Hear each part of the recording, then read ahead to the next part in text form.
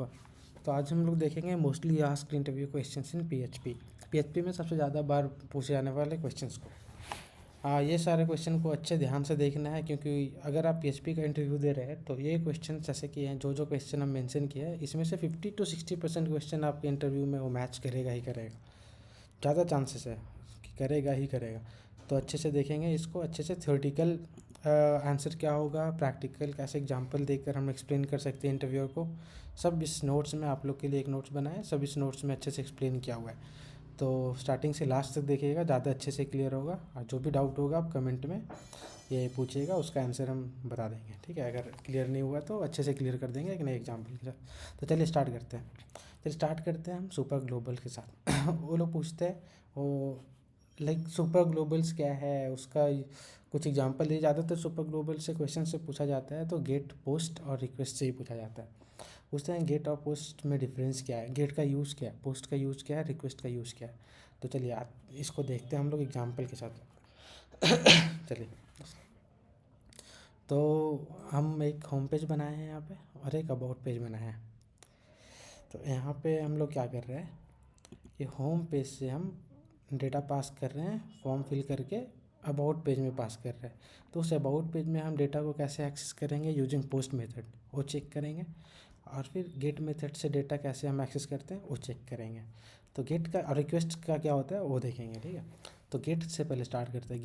Gate का use हम लोग क्यों करते हैं, तो गेट का भी हम लोग डेटा हैंडल करने के लिए यूज़ करते हैं। और गेट का जो है ना, वो यूज़ होता है जैसे कि कोई क्वेरी पैरामीटर यूआरएल में कोई पैरामीटर अगर आप भेज रहे हैं, जैसे नेम दे रहे हैं, ठीक है, नेम इज इक्वल टू कुछ भी दे रहे हैं, विशाल सिन्हा, ठीक है। अभी यहाँ पे देखिए वैल्यू बाय डिफ़ॉल्ट नेम का गेस्ट है, क्योंकि यहाँ पे हम सेट करके रखे हैं home.php में कि $name is equal to isset get name. Isset एक फंक्शन होता है जिससे चेक होता है कि क्या वो वैल्यू एग्जिस्ट कर रहा है और वो नल नहीं है तो हाँ ठीक है, वो वैल्यू एग्जिस्ट यहाँ पे चेक कर ले कि एग्जिस्ट कर रहा है और वो नल नहीं है, ठीक है। तो फिर जो यूआरएल में उसको हम गेट करेंगे, अदरवाइज यूआरएल में नहीं है, उसका वैल्यू नहीं है गेट नेम का, तो बाय डिफ़ॉल्ट गेस्ट होगा, ठीक है। तो बाय डिफ़ॉल्ट यहाँ पे क्या आ रहा है, गेस्ट। अभी हम विशाल सिन्हा ये वाला जो अपडेट किए यूआरएल, इसको हिट करेंगे, ठीक है। अभी देखिए आउटपुट यहाँ पे हो गया हेलो विशाल सिन्हा, ठीक है। तो ये क्वेरी पैरामीटर को जो हम एक्सेस करते हैं by using $get super global. तो $गेट का ये यूज़ होता है कि वो यूआरएल में पैरामीटर पास करता है और उससे ही एक्सेस करता है, ठीक है। ये होता है गेट मेथड का यूज़। अब पोस्ट मेथड का कैसे हुआ, तो पोस्ट मेथड का क्या होता है कि वो डेटा यूआरएल में पास नहीं करता है, तो कैसे पास करता है, जैसे कि हम यहाँ पे एग्जांपल देखते हैं। यहाँ पे अभी देखिए about.php एक पेज हम बनाए थे ना, about.php, ठीक है। उस पर क्लिक किया तो यूआरएल में आया नेम विशाल, ठीक है। रेफरल का यूज़ नहीं कर रहे कहीं, बट हाँ नेम विशाल, ठीक है। तो ये नेम जो है देखिए यहाँ पे आपको गेट में दिख रहा है ना, गेट में नेम है। पोस्ट अभी कोई नहीं है, कुछ भी नहीं है, ठीक है। तो क्यों नहीं है, क्योंकि हम वहाँ से अभी कुछ डेटा ही नहीं पास किए हैं होम पेज पे से। तो होम पेज पे से भी हम डेटा पास करते हैं, यहाँ से पास करते हैं मान लिया 10, अभी पास कर रहे हैं सेंड टू अबाउट, पास किए। अभी देखिए पोस्ट का वैल्यू क्या आ गया 10, यूआरएल में 10 है, यूआरएल में कुछ भी नहीं है, बट आया ना वैल्यू 10, दूसरे पेज पे हम एक्सेस कर पा रहे हैं। तो ये कैसे हो रहा है, चलिए कोड से देखते हैं। तो होम पेज पे क्या था, होम पेज पे था एक ये, ठीक है, फॉर्म था। उस पे से हम क्या कर रहे थे, एक एज इनपुट ले रहे थे, ठीक है, टाइप नंबर था। इनपुट लिए, जो भी इनपुट लिए उसका नेम है एज, उसका नेम क्या है एज, है ना। अब फॉर्म में क्या है मेथड पोस्ट, किस पेज पे ट्रांसफ़र कर रहे हैं, एक्शन हो रहा है तो सबमिट हो रहा है तो किस पेज पे जा रहा है ट्रांसफ़र होके, और रिडायरेक्ट हो रहा है about.php पे। तो देखिए अभी तक ये देखिए होम पेज पे गए नहीं, यहाँ पे वैल्यू एंटर किए, कुछ भी कर सकते हैं, सेंड किए, सबमिट किए, तो कहाँ रिडायरेक्ट हो रहा है, अभी हम होम पेज पे है ना, होम पेज पे हैं, अभी देखिए सबमिट कर रहे हैं, अभी चले गए हम एक्शन पेज पे। तो ये जो फॉर्म में आप एट्रीब्यूट डालें ना, उसके कारण हम लोग रिडायरेक्ट हो रहे हैं, ठीक है। उसके बाद फिर चलिए रिडायरेक्ट तो हो रहा है, बट डेटा कैसे जा रहा है, सबमिट किए, यहाँ पे इनपुट का नेम एज था, ठीक है। तो अबाउट डॉट php में क्या कर रहे हैं, उसको हम लोग पोस्ट मेथड से एक्सेस कर रहे हैं कि अगर इस पेज पे $पोस्ट एज आया है, ठीक है, और एज नल नहीं है, एज के पास कुछ वैल्यू है, ठीक है, तो उस वैल्यू का क्या होगा, एज का वैल्यू क्या होगा, $पोस्ट एज, इस तरीके से एक्सेस कर रहे हैं इस पेज पे। वहाँ डेटा पास कर रहे हैं इस तरीके से, फॉर्म मेथड पोस्ट और नेम एज था, ठीक है, तो वहाँ से वो सबमिट होने पे आ जा रहा है इस पेज पे एक्शन डॉट php पे। फिर यहाँ से $पोस्ट एज से हम वैल्यू एक्सेस कर रहे हैं, कहा गया अबाउट, अगर है वैल्यू तो $post as, otherwise it will be null, ठीक है। तो फिर गेट नेम का एक्सेस ऐसे कर रहे हैं कि यूआरएल में है तो ठीक है, $गेट नेम, अदरवाइज नल। हाँ, पोस्ट में अगर इस पे आया तो है, ठीक है, पोस्ट है, अदरवाइज नल। तो इस तरीके से गेट और पोस्ट से हैंडल हो रहा है वैल्यू। तो वैल्यू आ जा रहा है यहाँ पे, गेट का ये है, और गेट का भी वैल्यू इसमें नहीं है क्योंकि यहाँ पे नहीं कुछ डाला हुआ ना। अगर नेम यहाँ पे हम डालते हैं फिर से कुछ, ठीक है, तो अभी आ जाएगा नेम भी यहाँ पे। अब पेज भी रिफ्रेश हो गया इसलिए पोस्ट का हट गया है, ठीक है। तो फिर इस तरह से गेट और पोस्ट का हम लोग हैंडल करते हैं। चलिए यहाँ तक समझ में आ गया। अब बचा रिक्वेस्ट का। तो रिक्वेस्ट का क्या कहता है कि ये मर्ज डायरे होता है गेट, पोस्ट और कुकीज़ का। तो रिक्वेस्ट में क्या होता है ना, इसमें तीनों का मर्ज वैल्यू होता है, जो गेट का वैल्यू है, जो पोस्ट का वैल्यू है, जो कुकीज़ का वैल्यू है। कुकीज़ क्लाइंट डेटा स्टोर करने के लिए यूज करते हैं हम लोग। जो तीनों का वैल्यू है वो तीनों का कॉम्बिनेशन रिक्वेस्ट सुपर ग्लोबल में स्टोर होता है, ठीक है। तो वो देखते हैं।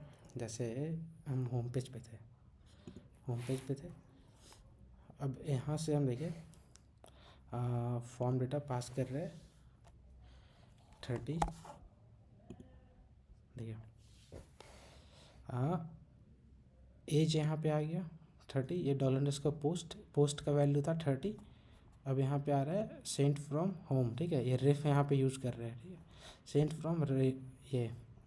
Saint from home. उसके बाद फिर यहाँ पे अगर हम कुछ और भी ऐड करते हैं, जैसे name is equal to ABC, कुछ भी यहाँ पे नेम ABC, ये देखिए अभी जो गेट का वैल्यू था वो इसमें आ गया। तो गेट, पोस्ट और कुकीज़ भी अगर होता तो इसमें कुकीज़ का स्टोर होता। पेज रिफ्रेश हुआ इसलिए पोस्ट हटा है, ठीक है। तो इस तरीके से गेट, पोस्ट और रेफ का यूज़ होता है। और फिर रिक्वेस्ट वैल्यू का ये इस तरीके से भी होता है, अगर फॉर्म सबमिट कर रहे हैं तो फिर $रिक्वेस्ट और फॉर्म जो भी है, जिसका भी इनपुट का वैल्यू आपको लेना है उसका नेम यहाँ पे की में डालिए, उसका वैल्यू आप इस वेरिएबल में स्टोर कर सकते हैं और उस वैल्यू को आप कैसे भी यूज़ कर सकते हैं, जैसे डेटाबेस में स्टोर कर सकते हैं, API में भेज सकते हैं, कुछ भी कर सकते हैं। चलिए, तो इसका थ्योरेटिकल डेफिनेशन क्या है $गेट का, कि ये एक्सेस करता है query string parameter from the URL, ठीक है, जो कि एड्रेस बार में विजिबल होता है। और उसके यूज़ करने के लिए ये है $गेट एंड जो भी नेम है उसका पैरामीटर नेम। और पोस्ट क्या करता है, form body data sent with post, ये URL में पास नहीं करता डेटा, ठीक है। और रिक्वेस्ट क्या, उसके यूज़ करने के लिए $पोस्ट यूज़ करते हैं। और उसके बाद फिर रिक्वेस्ट क्या हुआ कि तीनों का कॉम्बिनेशन गेट, पोस्ट और कुकीज़ का, और उसके लिए रिक्वेस्ट सुपर ग्लोबल यूज़ करते हैं। तो ज़रूरी नहीं है कि तीनों का वैल्यू होना ही चाहिए, एक रहेगा तो एक ही का इसमें दिखाएगा। जैसे अभी देखिए इसमें क्या था, इसमें अभी देखिए जैसे अबाउट पे जाते हैं, अबाउट में देखिए इसमें ये नेम और रेफ दिखा रहा है ना, तो बस नेम और रेफ, ये अगर पोस्ट इसमें रहेगा तो पोस्ट का वैल्यू इसमें दिखाएगा, ठीक है। पोस्ट अभी नहीं है तो पोस्ट का वैल्यू इसमें नहीं दिखा रहा है। तो ठीक है, यहाँ तक क्लियर है। अभी चेक करते हैं कि इको और प्रिंट में, ये दूसरा इंपॉर्टेंट क्वेश्चन है, इको और प्रिंट में डिफरेंस क्या है, ठीक है। तो दोनों क्या करता है कि स्ट्रिंग ही आउटपुट देता है, ठीक है, बट इको थोड़ा सा फास्टर है और मल्टीपल आर्गूमेंट ले सकता है। बट प्रिंट क्या है, एक फंक्शन के लाइक बिहेव करता है, वो एक ही वन रिटर्न करता है। तो चेक करते हैं ये कहना क्या चाहता है लाइव कोड करके, ठीक है। तो कोई भी एक एडिटर खोल लेंगे हम, हाँ PHP एडिटर,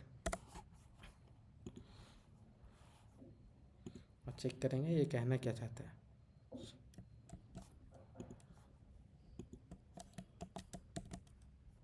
जैसे इसको एक एक करके देखेंगे, पहले कमेंट कर देते हैं एक एक, ठीक है। ये क्या हुआ, मल्टीपल आर्गूमेंट अलाउड, चेक कर रहे हैं, हाँ ठीक है, 1 2 3 लिया था, प्रिंट कर दिया अलाउड। अब देखते हैं ये प्रिंट के साथ काम करता है कि नहीं है। अगर हम यहाँ पे प्रिंट करते हैं तो काम करता है, नहीं काम करता है, सिंटेक्स एरर दे रहा है। तो क्या हुआ इसमें कि इको मल्टीपल आर्गूमेंट अलाउ करता है बट प्रिंट अलाउ नहीं करता है, ठीक है।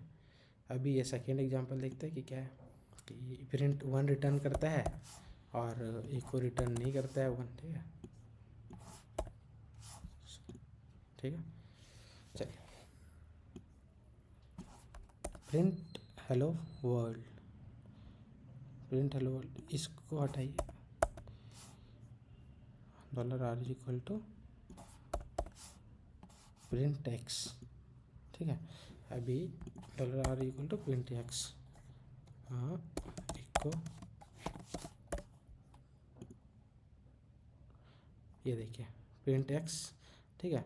यहाँ पे ये क्या रिटर्न कर रहा है, एक्स तो यहाँ से प्रिंट हो रहा है बट यहाँ पे 1 रिटर्न कर रहा है, तो प्रिंट क्या करता है 1 रिटर्न करता है, ठीक है। तो यहाँ से ये दोनों एग्जांपल ये क्लियर है। उसके बाद देखते हैं डबल इक्वल टू और ट्रिपल इक्वल टू में क्या डिफरेंस है। तो डबल इक्वल टू और ट्रिपल इक्वल टू में ये डिफरेंस है कि डबल इक्वल टू जो है वो सिर्फ वैल्यू कंपेयर करता है और ट्रिपल इक्वल टू जो है वो डेटा टाइप भी कंपेयर करता है। तो इसको एग्जांपल के साथ देखते हैं क्या होता है ये वैल्यू और डेटा टाइप कंपेरिजन। चलिए ठीक है, तो ये क्या कर रहा है, ये कर रहा है इंटीजर को कंपेयर एक स्ट्रिंग से, ठीक है। डबल इक्वल टू है, तो फिर अभी हम चेक करते हैं,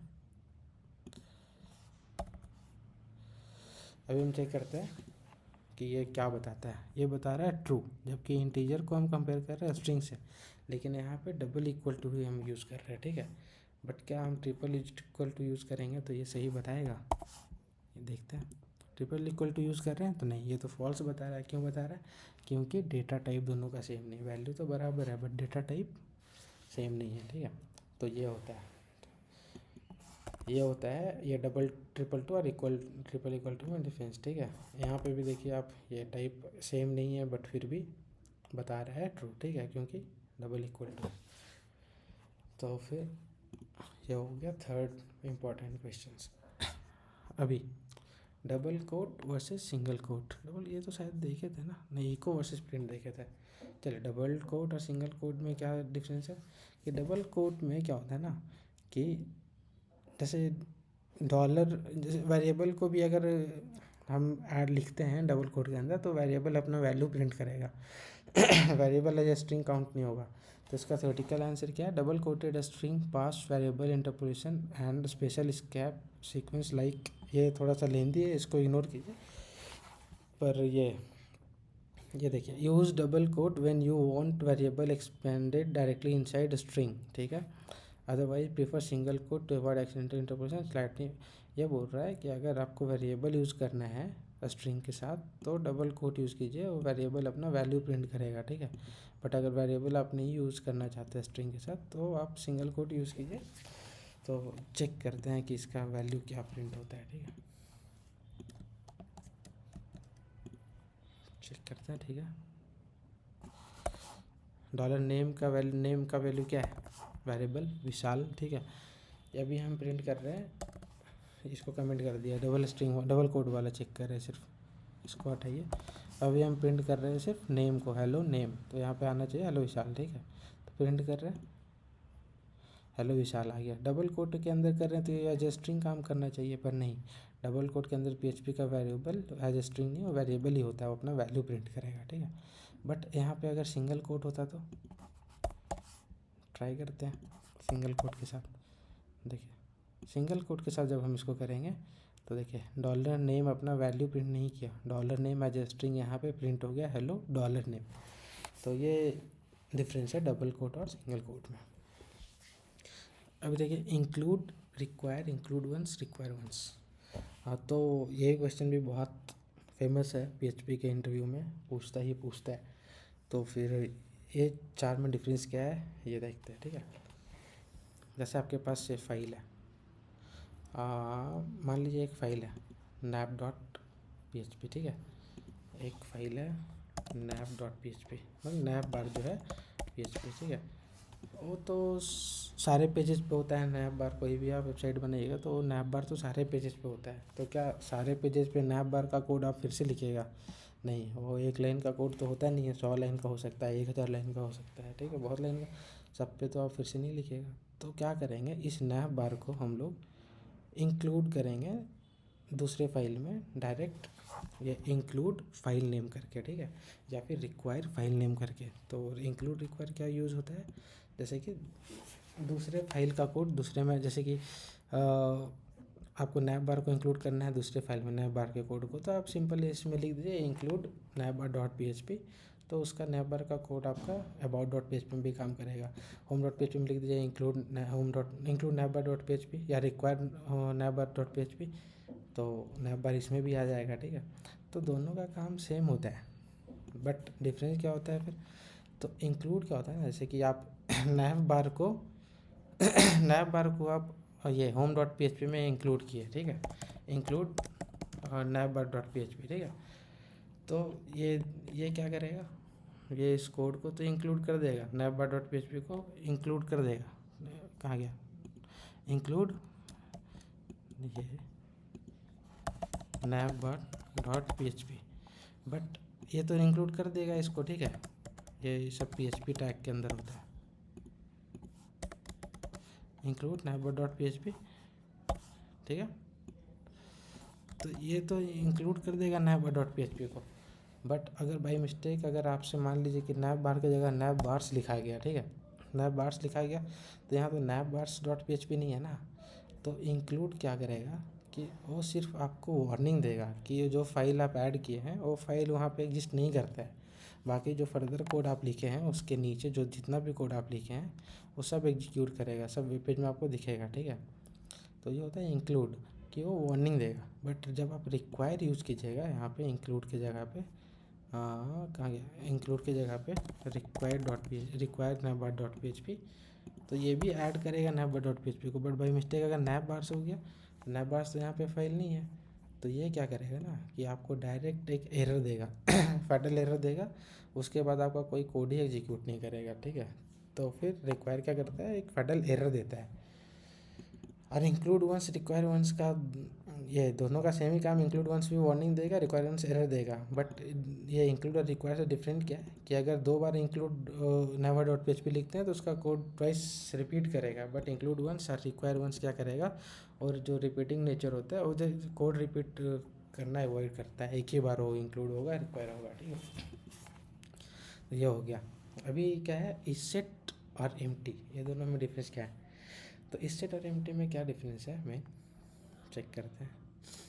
हाँ, जैसे इसेट हम लोग यहाँ पे यूज़ कर रहे थे ना अबाउट डॉट PHP में भी, नो इसमें भी होम डॉट PHP में भी, ठीक है, तो क्यों यूज़ कर रहे थे, तो इसेट क्या करता है ना, ये चेक करता है, मैं आपको बताया भी कि ये चेक करता है वैल्यू को, जैसे एज का बताए थे, इसेट $_पोस्ट एज, मतलब कि ये चेक करता है वैल्यू को कि वैल्यू एग्जिस्ट करता है या नहीं, या फिर वैल्यू एग्जिस्ट करता है, ये वेरिएबल जो एग्जिस्ट करता है तो उसका वैल्यू नल तो नहीं है ना, ठीक है, वो काम है इसेट का।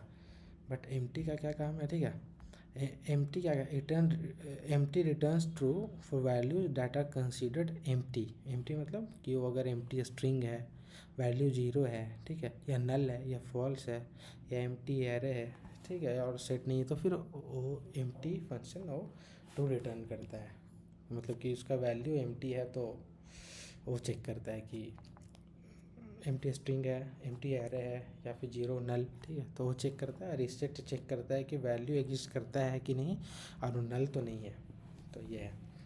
तो थ्योरेटिकल डिफिनेशन इसका क्या हो जाएगा, isset check whether a variable exist and is not null but empty returns true for values data considered empty, मतलब empty string, empty integer, empty array, false, ठीक है।